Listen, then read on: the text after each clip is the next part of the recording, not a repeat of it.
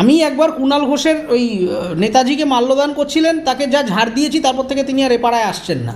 আমি ইচ্ছা করে তিনি কোথায় নেতাজিকে মাল্যদান করেছিলেন সেটা আমি শেয়ার করে বললাম যে আমরা খুব ভাগ্যবান যে এই যুগে নেতাজিকে পাইনি, কেজিকে পেয়েছি। উনি তলায় এসে আমাকে দিলে করলেন, কমেন্ট করলেন যে সব কিছুর একটা লিমিট থাকে।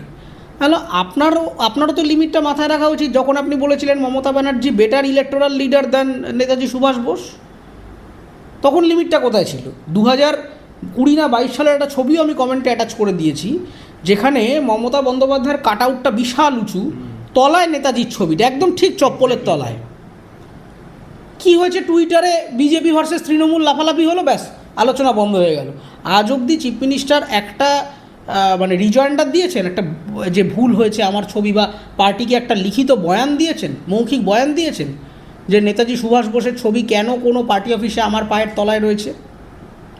তখন ওনার লিমিটটা কোথায় ছিল? উনি আমাকে লিমিট শেখাতে এসছে, মানে নিজের বেলায় আটিছুটি আর কি, পরের বেলায় চিমটি কাটি, সেই পুরনো ব্যাপার আর কি।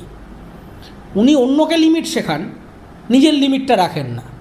উনি অন্যকে পাল্টিবাজ বলেন, এই সমস্ত বলেন। এদিকে উনি এক সময় দাঁড়িয়ে সারদার সব থেকে বড় বেনিফিশিয়ারির নাম মমতা ব্যানার্জি বলে আজকে মমতা ব্যানার্জি জিন্দাবাদ বলছেন। উনি এক সময় বলেছিলেন, নিজের পেজে লিখেছিলেন যে মমতার পরে কাউকে যদি উনি দেখতে পান সেটা হচ্ছে অভিষেক ব্যানার্জি। আরজিকর কেসে যেই মমতা ব্যানার্জি অভিষেককে সরিয়ে দিলেন, মানে ওকে পার্লামেন্টারি অ্যাফেয়ার্সে মানে লিমিট করে দিলেন, অমনি কুণাল ঘোষ বলতে আরম্ভ করলেন অভিষেক তো ছিল না আরজিকরে, ফলে ওর কথা শুনে লাভ নেই, তো জেনারেল সেক্রেটারি।